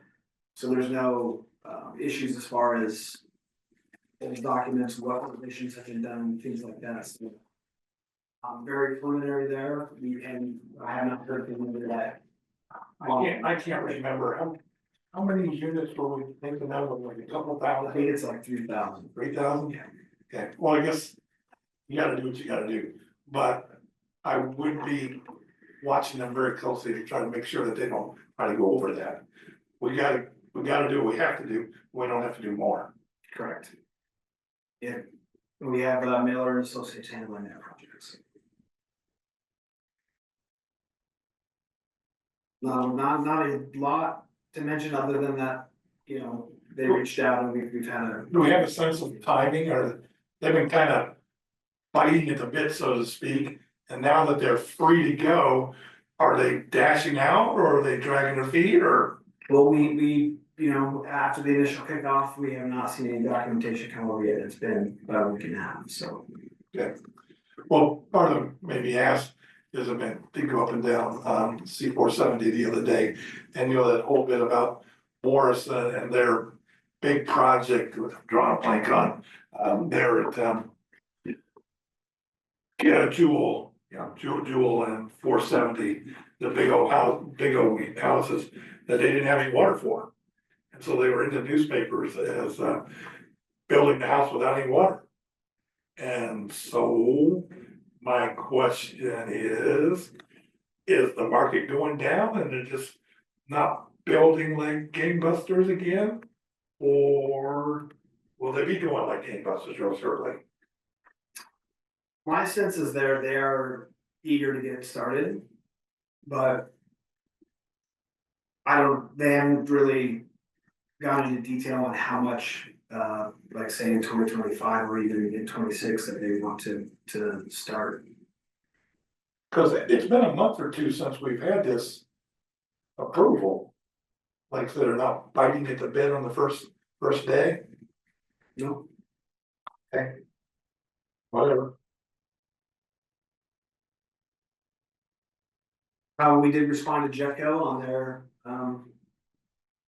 their zoning changes. We basically, to make a long story short for that, was we said we don't really know where we're at right now because this is all new to the district. The way it was designed was for mainly residential use of the area that they have unincorporated areas in the district, so we need to do some studies. that's, you know, Update on zoning changes, the city council definitely noticed the very strongly worded negative comments by the public. So for once, they're actually listening to them. They've decided to take the whole proposal and chop it up into 4. Then they wanted to consider each one separately. They're still gonna do the same thing they want to do, but they're trying to disguise, to me, they're disguising. And the more we advertise like this, the more they're going to get more heat. So I really like it when we put a little bit more heat on City of Lakewood about zoning. I didn't see the meeting last night, so I apologize. What's your sense? I mean, obviously they're gonna play games, but is it a matter of they're just dragging it out to make you feel good politically? Yes. Or is it dragging it out as actually making some positive changes? Well, there's a lot of different theories, and you can't, read everybody's mind, but it's a little unusual to make a proposal like that back in April or something like that. And then now change the whole mess, which is gonna double the amount of time it takes for them to present it, which means it's gonna put it into the time period of their election. Well, me in politics, it's like, yeah, timing can be critical. Oh, And delaying things so the timing blows up on the other side, that's a tactic. And then like if that's happening, that's interesting. and I know nothing about this, that I'm sure the political gods are sitting there wringing their hands with some new plan. But they're not letting the public know, and there's a disconnect between how the Lakewood City Council, and I have a very negative feeling about Lakewood City Council and its relationship with its own constituents. And, I know, we haven't heard that from you before. I'm so surprised. I think they are arrogant, conniving, and condescending. Well, that's why I'm assuming they're just playing some games to kind of dissipate the political, make it look better. Yes. But the question is, maybe sometimes it's more than just making it look better. Maybe they're actually trying to do something good. Yeah. I mean, that's kind of a reach, but That would be a reach, Yeah. but it could be, they're, Well, let's move on here, if you don't mind. Good to go? All right, any more questions on development? This time? Alright, moving on to infrastructure replacement. go for it. Dirt 1 and 2 are moving really well. We haven't had any issues as far as disinfection has gone. Everything's been really well with the residents, minor complaints. disinfection is normally an issue. I mean, it can, last year we I know, had, last year, yeah, yeah, sure. Denver Water's, implemented their new disinfection standard operating procedure. This is moving on well, everything is on pace to finish on time. Dirt 1 is gonna end up wrap up here in about another 2 weeks. Dirt 2, they still have a couple other streets, so that project was just a little bit larger than Dirt 1. The sewer lining project is complete, so. Are you relatively comfortable with the newly implemented fees and how it's panning out? Are we maintaining the progress that you think is at least at a minimum required? Yeah, we're putting more pipe in the ground this year than we did last year, which was the most we've ever put in, and it's just progressing in that, trending in that direction where we're gonna. Because I know we talked about reviewing the fees later next year, but maybe that won't be necessary, but we'll see when that time comes. Yeah, we'll have a report for that one. Yeah, looking forward to that. Okay, any questions on IRP? All right, let's move on to director's matters. A, consideration of revised settlement agreements. Thanks, guys. Thank you, Josh. I assume that's going into executive session. This is not the executive session on the agenda. You don't want to talk about it now, do you? Well. This is. The same agreement with the update that was discussed at the last board meeting. So. Especially, At during the executive session of the last. The special meeting, yes. In essence, they accepted your counter proposal. say again, please. In essence, they accepted your counter proposal. At full face value, No, at 1/2. at 1/2, was that negotiated? It was, yes. By you? Yes. Again, I'm assuming, well, it's on the agenda. I assume we want to discuss that further in executive session. Well, you don't have an executive session on this topic. I'm happy to answer questions about it. There's some written it. Let's read the agenda. What was under there?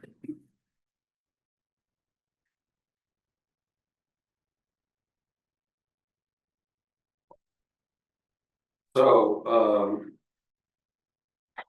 from our last meeting, special meeting, they accepted our counter proposal at the half, which we authorized you to negotiate down to, right? Which, if I remember correctly, everybody agreed to that would be our baseline for negotiation. Yeah,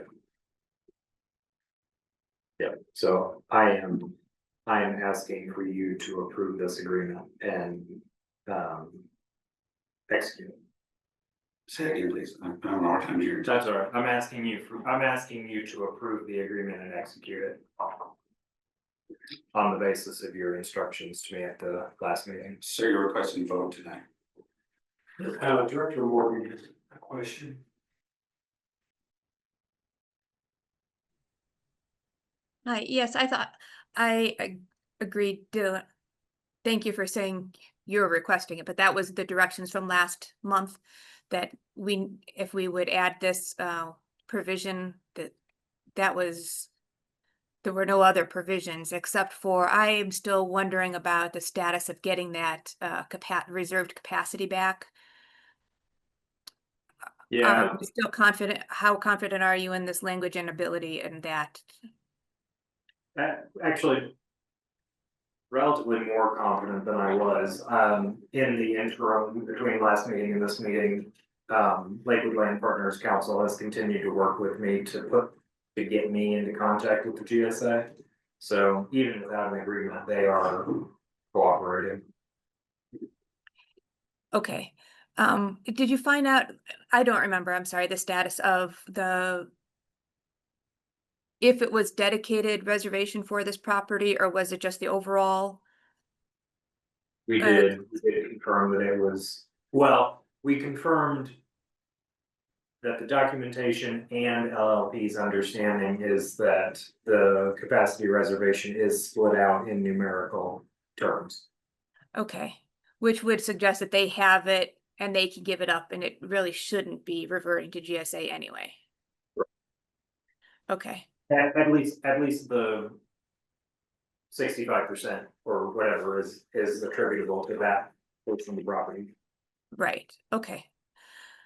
Okay, then that satisfies the last of my reservation about this. I think we had discussed all the other provisions at the last meeting, and so I think it was good to go. So I will move on that. I will move to accept and execute this agreement with Lakewood Land Partners. So second the motion. We have a second by Director Martinez. Any further discussion? If the vote is to approve this, there are two things that the board's gonna need to do. Well, that's not true. There's one thing the board's gonna need to do and one thing staff is going to need to do. You need to set a special meeting on the petition for exclusion to occur within the month of August. So you'll need a special meeting. And staff will need to send them an invoice that they will pay.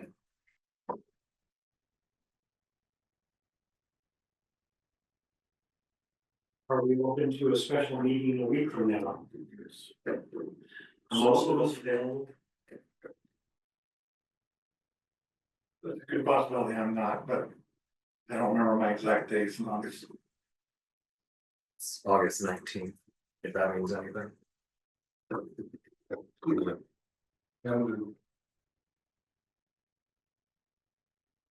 All right, August 19th. We do have a second on the motion. Determining the date of our special meeting was part of the discussion. Any further discussion? Okay, all in favor of the motion? So August 19th. Yeah. Same time. 6:30 here. And I think that's all opposed.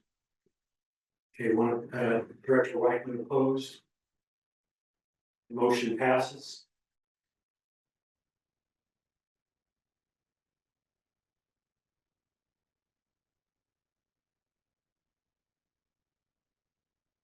Okay, moving on to director's matters, we touched on this a bit. RG analysis of label report our concrete ravine structure. Josh, any additional information on it? No. Any questions, any concerns? All right. Up next, director's matters, item C, discuss filling the secretary vacancy.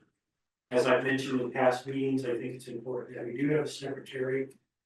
I myself am certainly not looking for any additional work. And would like to find out if A, folks are interested in filling the secretary's position, and B, if there's anybody interested in filling it themselves. So we'll make a motion that we, where would this attempt to fill the secretary's job. My motion is that we select or elect a secretary here at this meeting. That's my motion. Do we have a second?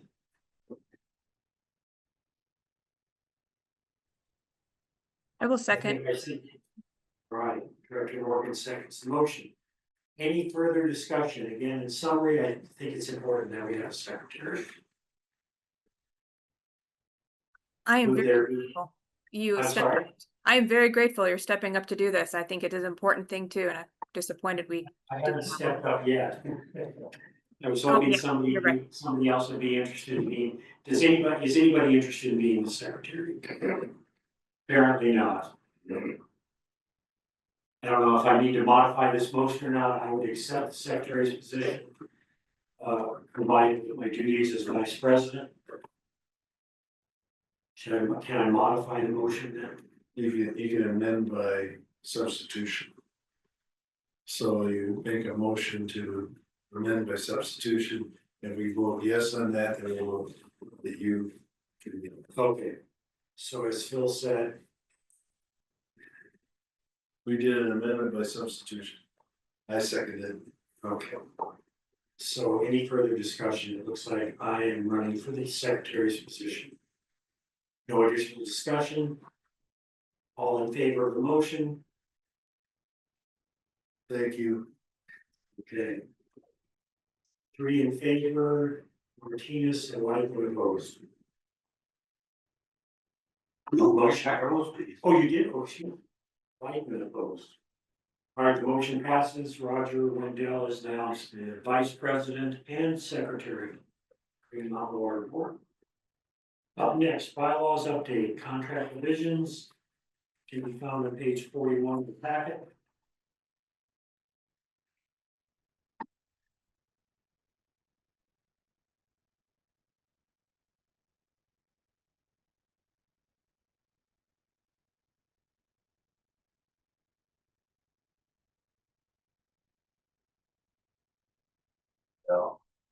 Yes. Oh. Director Morgan, yes. I apologize. Next time I'll sit at the other end of the table. Oh, no, that's okay. I just thought I would give some explanation here. Sure. I've had a couple things on my mind with this. So this is a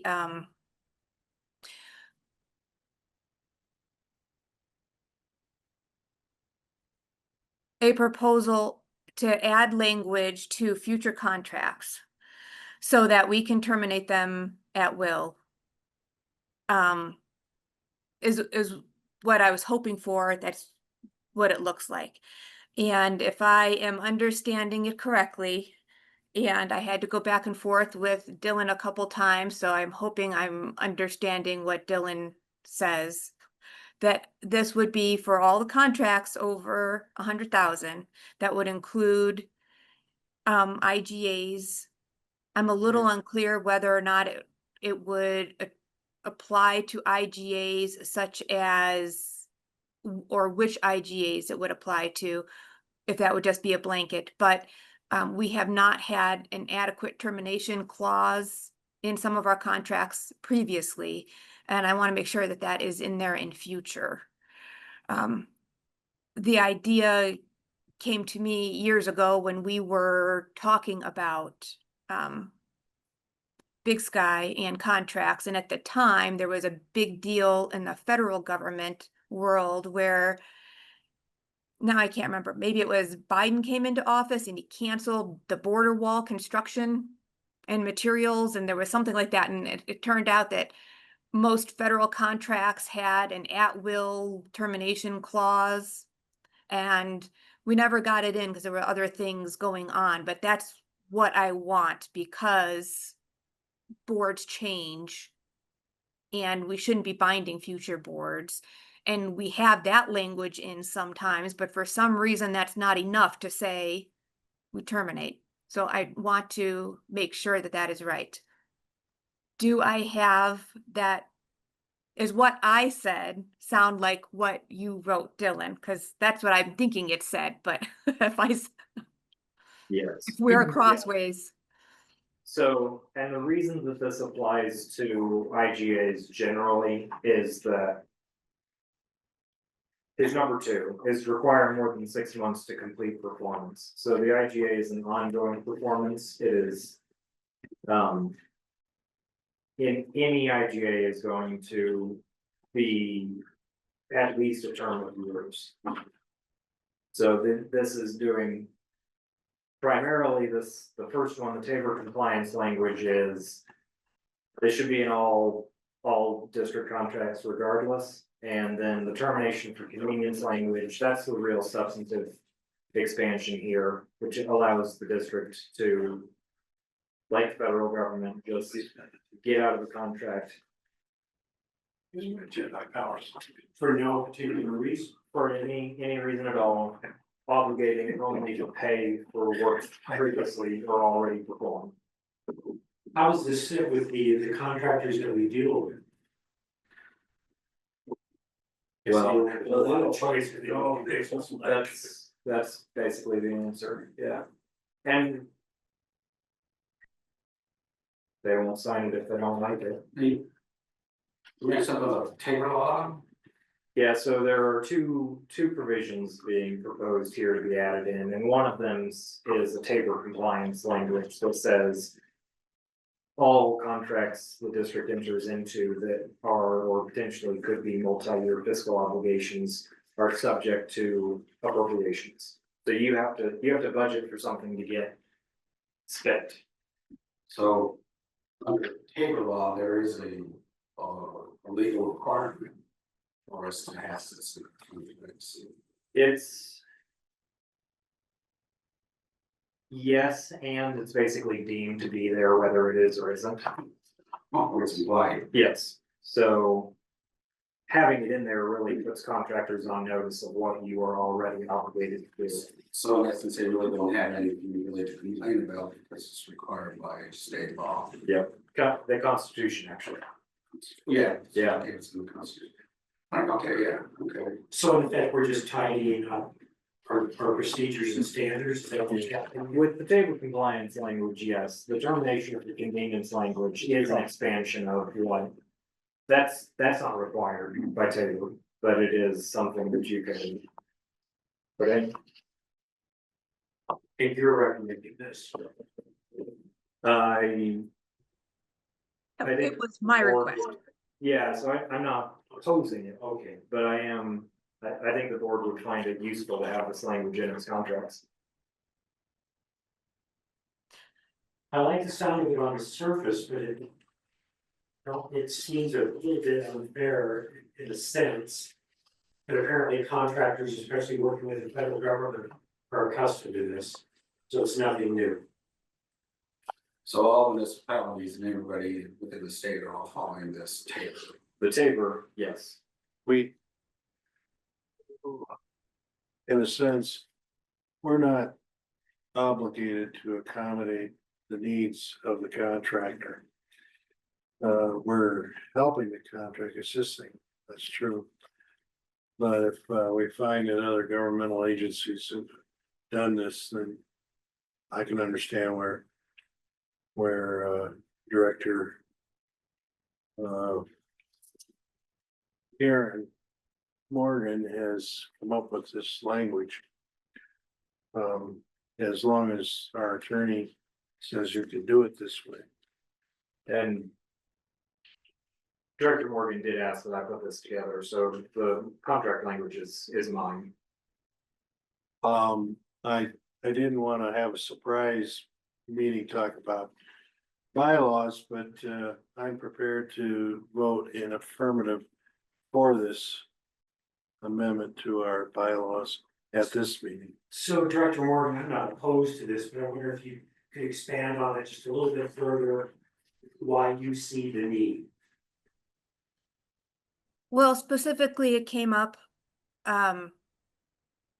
again, in the Big Sky IGA, there was no way for us to terminate the IGA.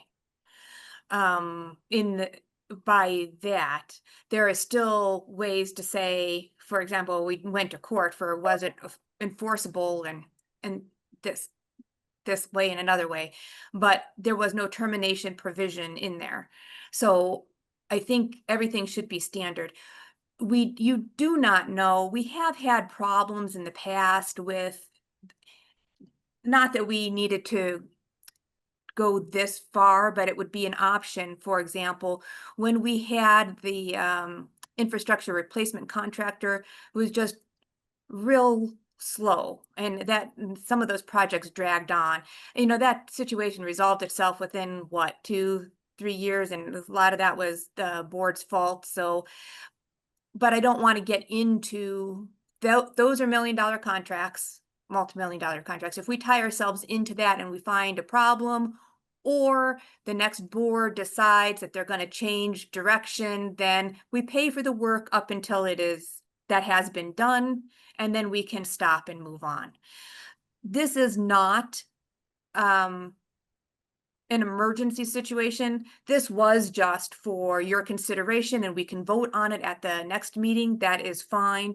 But I did want to bring it up. It has been on my mind, and I'd like to continue. So What's the significance of the $100,000 threshold? Should it be all contracts, or where does the $100,000 come in?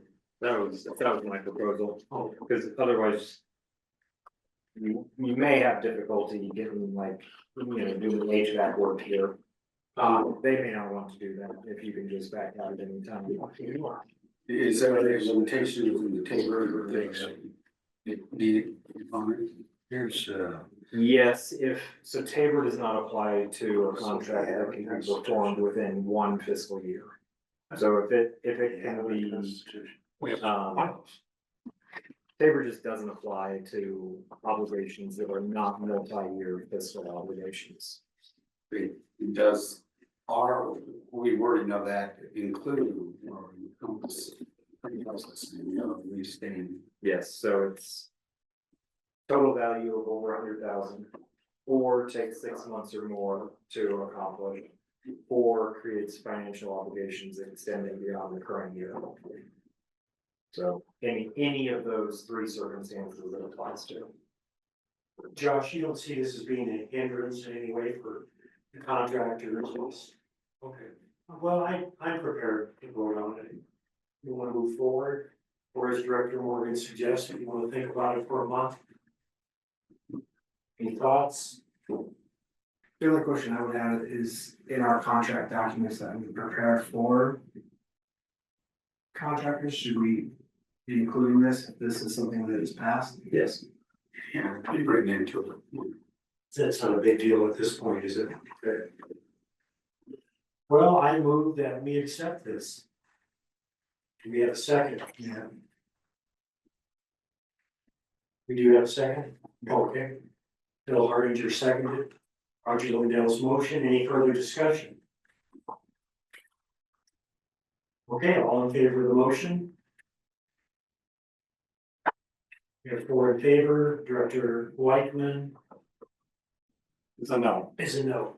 Okay. The motion passes. Thank you.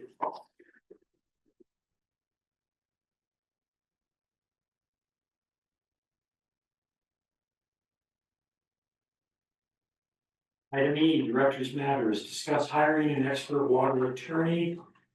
Director Morgan, comments. Again, this was another thing for me, sorry, but the Big Sky IGA is underway. That the courts found that we needed to proceed with that. However, the IGA never really got started, right? And there were several conditions and questions that were unresolved still. One of those questions was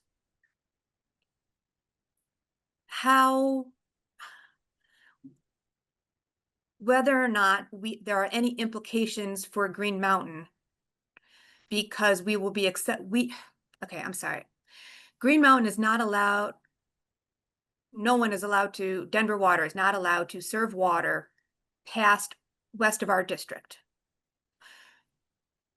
We will not be, Consolidated Mutual will be serving the water, but we will be accepting that water in through Metro Waste, and they will be processing and sending it back. So I wanted to make sure first that there's not a water rights implication there for us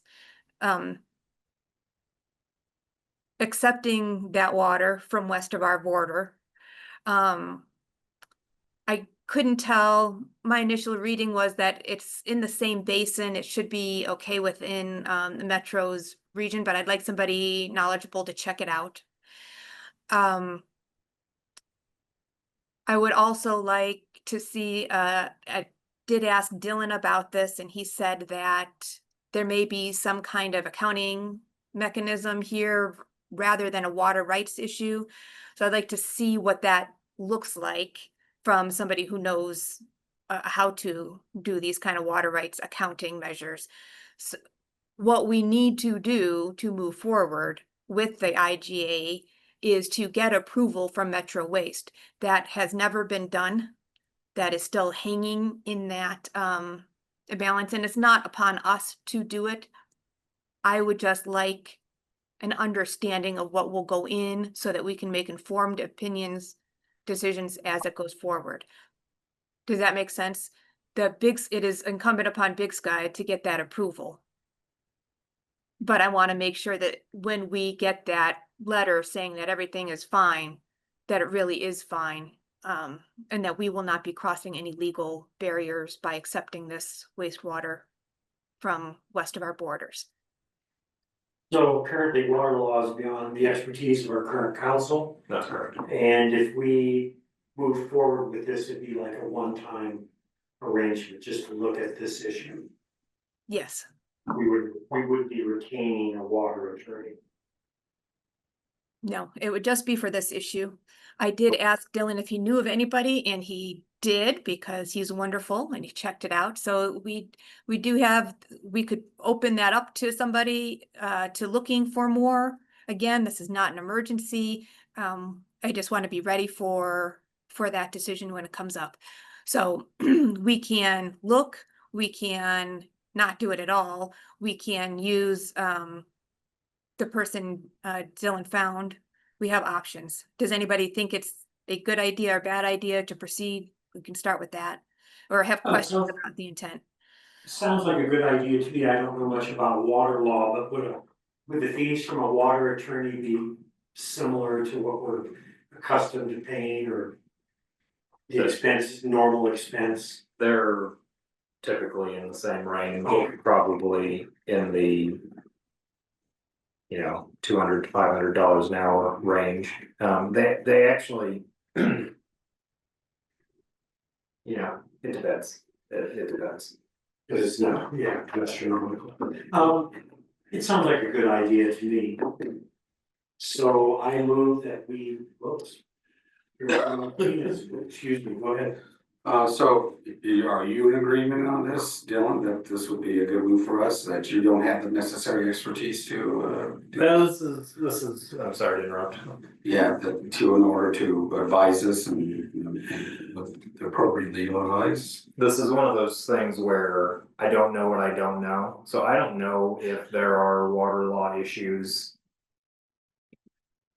implicated by the agreements. So I think that it's worth asking someone who would know whether there even are issues that need the specialized knowledge that I don't have. Okay, is it my understanding then we would, this is a one-off, but it's also something that we could keep in our back pocket for future issues like this? Yeah, I mean, anytime a water law issue comes up outside of some general things that I am competent to opine on, you could reach out to. Is it something that we would want to keep on a retainer, or is it just a one-time deal? In your opinion? I'm anticipating it would be a one-time deal, because you really don't have a water rights portfolio, you don't own water rights, you're more or less prohibited from it. So it's a pretty rare thing that you have. That's the point, we don't own any water rights. Right, yeah, so you buy and sell wholesale. Middleman. Okay. Yeah. All right, well, I would love to craft a motion to move forward on this, but I'm not sure how to word it. It's something to the effect of, we'd like to hire this water attorney.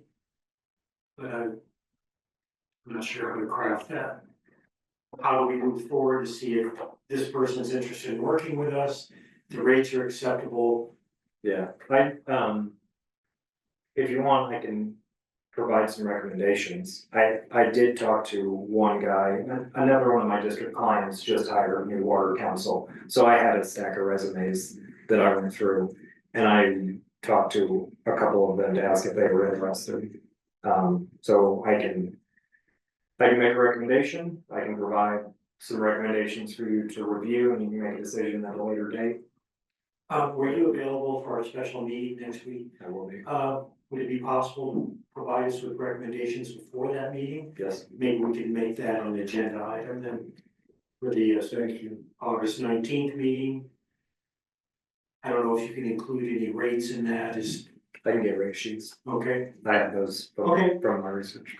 So let's move in that direction. I don't think it requires a motion. No, As long as we get it at least nobody asked me. 24 hours and 1 minute before the next meeting. Yeah. Okay, moving on. Also Dylan Woods on legal matters. Well, we did add at the beginning of the meeting 7F, which is a discussion of C-Safe, which maybe already happened. With Yeah. financial information. And also, G. 7G fluoride.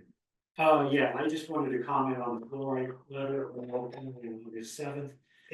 So just to clarify there, that's when I had drafted it, and it's not gone out to anybody. Okay. It's prepared for you to review. I reviewed it. I hope others had a chance to look it over.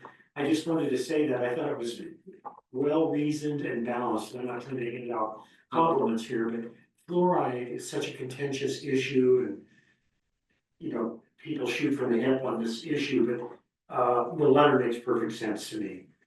Well written, and it gets the point across without being hysterical, so I'd like to move forward with it. I don't know if you need a motion, or if you just want to send a letter. Are we supposed to make a decision on it? You can table it and review it next meeting. We don't add fluoride, Denver does. Yeah. Denver does. But we wanna get into the controversy, I have an opinion, but Well, give us your opinion, because I'm gonna make a motion. Or if you don't wait till discussion.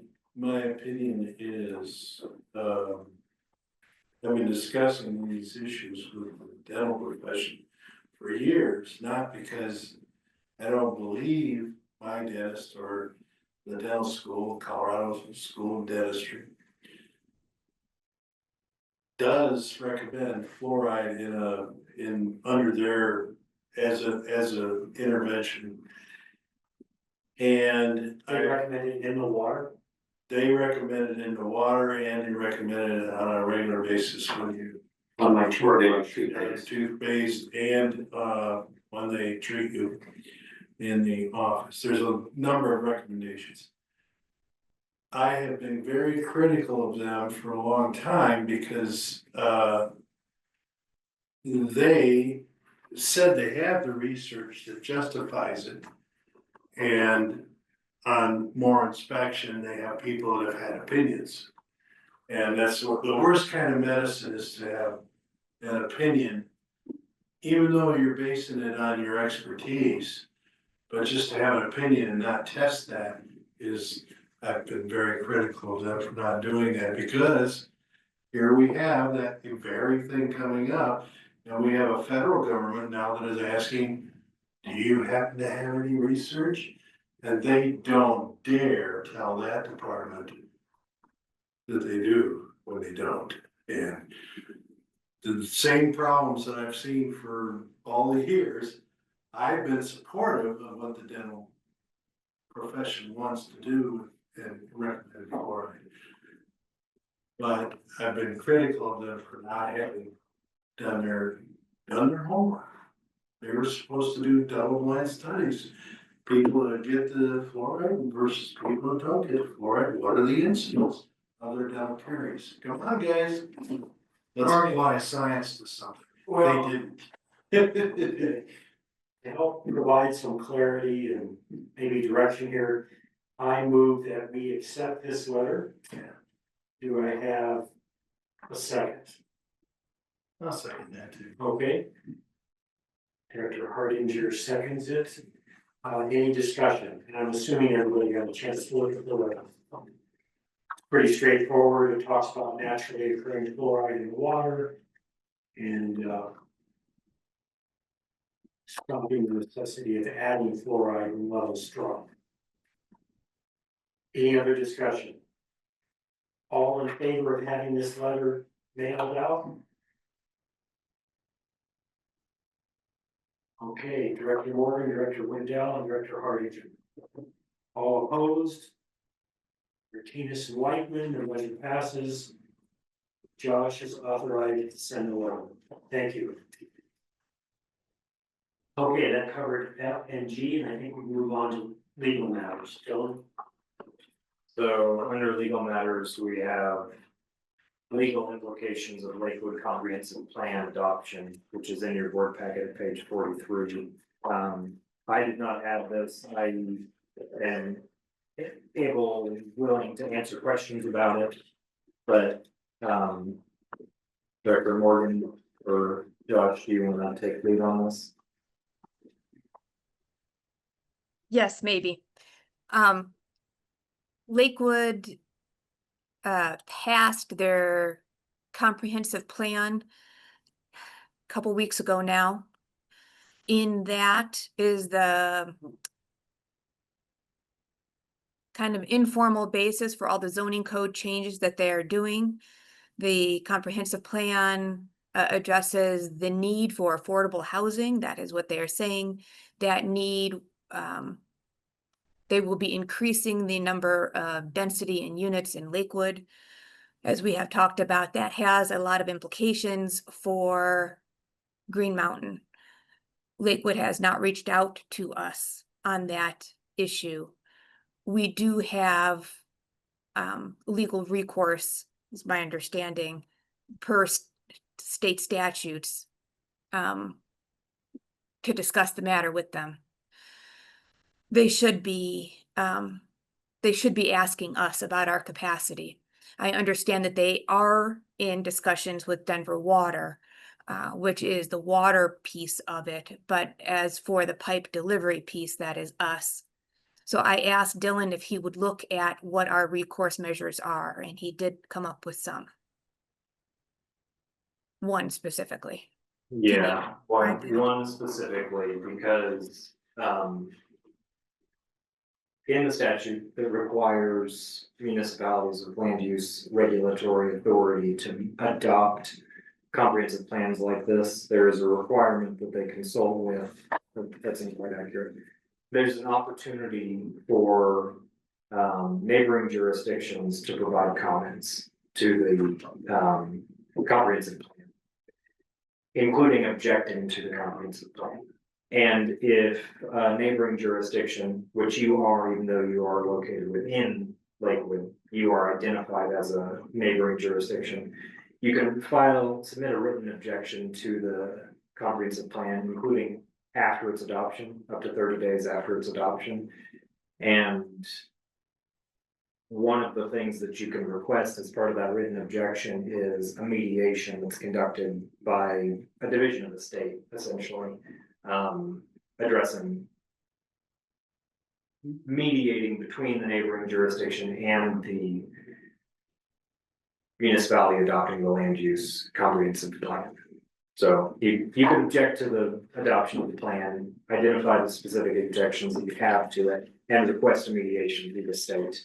And they're likely would be obligated to participate in that mediation under the statute. Are they obligated to, under mediation, to follow whatever the mediator? No. See, I'm not aware of there being any obligation for them to do anything other than participate in the mediation. so what good does the mediation do? Potentially, it more directly raises your concerns to their attention. But I think it's unlikely that they would make any substantive changes to the comprehensive plan as a result of it. I can speak to that. We can actually speak with authority because our numbers can be recreated. That we are dealing with real numbers for usage and burden on our system.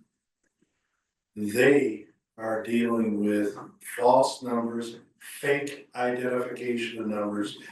They do not have any burden they've ever demonstrated for a need for approval of the type of thing that they describe as affordable housing. I have a real problem with what they're talking about there. Because they've never identified what affordable really means. And all we have seen so far is some of the city council members have actually argued with the more active city council members. One of them actually resigned and went to Arizona. And got frustrated with our city council. That's what I'm saying is going on. I am saying that they're using false information and they're disguising it and lying to us. I don't like that as a consumer, and I don't like that as a board member of the Green Mountain Water Service District. Yes, I do get a little angry about it. Lie to me. That's our only legal recourse at this point. I believe so, yes. So other than awareness, from our point of view. And the political process. How long does it delay? How long of the process is that? How long does it? I don't know. So they adopted on July 28th, your 30 days is August 20th. 30th. Do we have to have, so part of you or an attorney to proceed this? No, you don't have to have an attorney involved. Would you have to adopt a document stating the word? The board, the district have to put together a written objection, yes.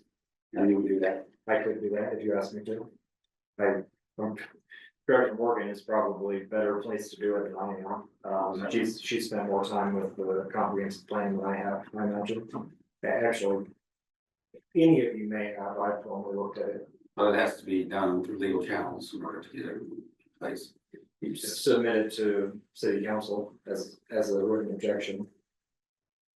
So, no, I mean, Does it have teeth at that point? I mean, how can we? well, it's got the same teeth that any correspondence between you and the city of Lakewood as a government entity would have. So you have to cite, you know, the legal Probably law. should, yeah. You have to cite the law and let Yeah. them know that this is by law, they have to follow through this. Yeah, and you're requesting this relief, yeah. You recommend that we do that? That's a policy decision that's not really in the wheelhouse. How effective is it for our goal, which is to maybe have them re-examine what they're gonna do. I don't know. Well, my sense is nothing ventured, nothing gained. If you don't try, you can't go anywhere. You're being too reasonable. Sorry about that. Director Morgan, is a comment? Yes, I was going to say the same thing. What can it hurt at this point? We may not gain, but we can try, and they should be reaching out. Has anybody heard anything?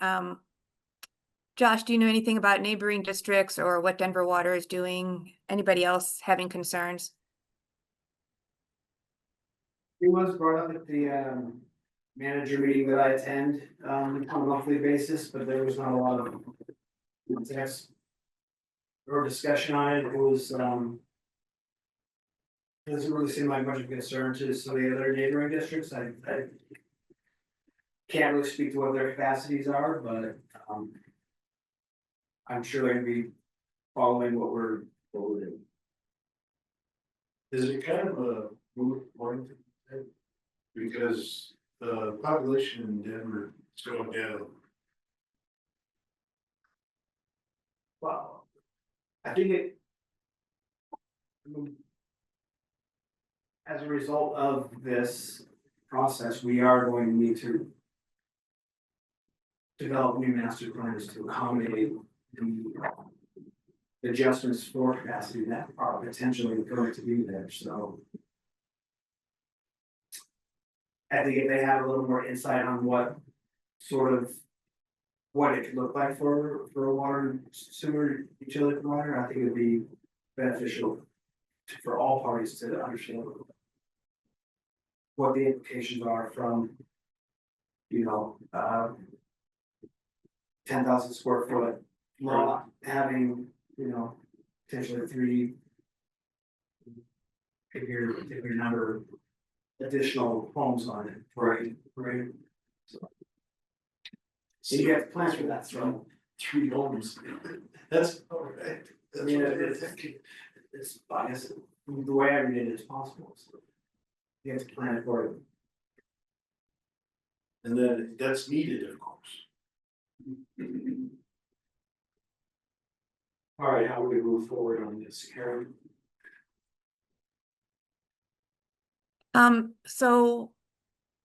Well, then I will move that Green Mountain Water objects to Lakewood Comprehensive Plan. Okay, well, Thank you. Yes. And Yeah. the format of that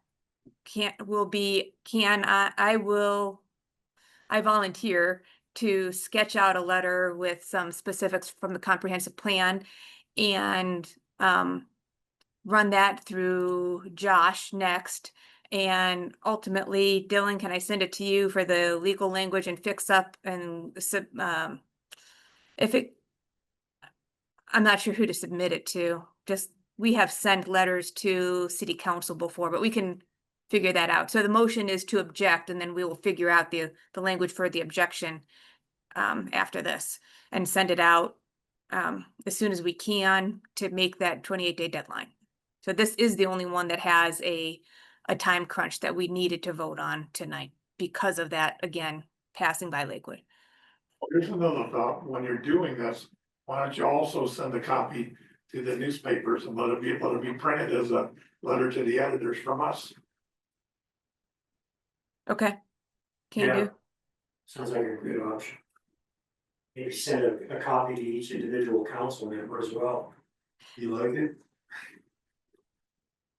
You know, Dave, I do not need to be doing this. If you would like to take this on and do the first draft, Yeah, that's fine, you got it under control. okay. All right, any additional discussion? All in favor of the motion? Aye. It's unanimous. Motion passes. Are you willing to go with it? Yes, I think. Like he is now. The implications, Sam and I have tried to do as much research as we can on other municipalities that are taking this approach. And I think it's fair, that's a fair discussion to have. All right, thank you. Let's see, we already did language for contract termination. And on that, jumping ahead a little bit to 9B, are you anticipating that we'll need executive session for that topic? No, it wouldn't seem so at this point. Thanks. Okay, so that takes us to 9A. Executive session, I move that we move into executive session. Do we have a second? There's Got a second from Director Hardinger. none. All in favor? Okay, we're going into executive session. Thank you. So this will actually, this will be my partner, John, he'll be joining us by Zoom. I just texted him to join in, so I'll read the script, then we can take a break. Thanks, James. Or Jeff. As the district's attorney, it's my opinion that the discussion of the matter announced in the motion to go into executive session for discussion of Timmons case status and mediation constitutes a privileged attorney-client communication. I am therefore requesting that the record be terminated until the executive session has been concluded. Time is now 8:42. Please turn off the recording. Did you look through this one? What's that? The war between the Timmons. So we are recording is resumed. The time is now 9:28 and we resume the recording because the attorney-client communication is finished. The executive session has been concluded. The participants in the executive session were the board of directors and litigation counsel, John Cody, and myself, general counsel. For the record, there was a brief discussion of fishing at the beginning of the executive session. If anyone who participated in the executive session believes that any substantial discussion of any matters not included in the motion to go into the executive session other than that occurred during the executive session, ask that you state your concerns for the record.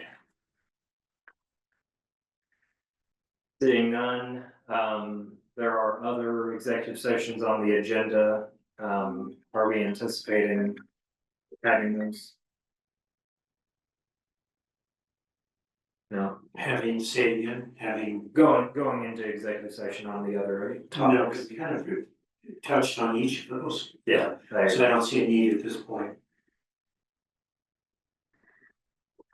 Yeah, that concludes the executive session portion of this meeting then. Any actions resulting from executive session? I don't think we need to take any action at this time. yes, I do. I need you to approve the expense of the mediation invoice. Judge, I don't know if you saw this or not. We sent it. Yeah, we sent it too late to get in on the regular invoices, so our board approved it. for that. And the amount is? Just. Oh, we got it easy.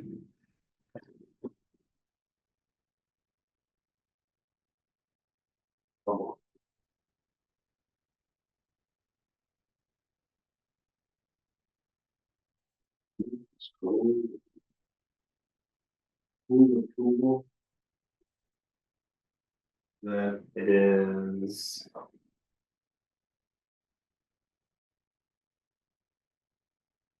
$2,326.25 to Jams. I move that we pay the $2,326.25 to Jams. Discussion? Discussion, all in favor? So unanimous. Motion passes. Any new business?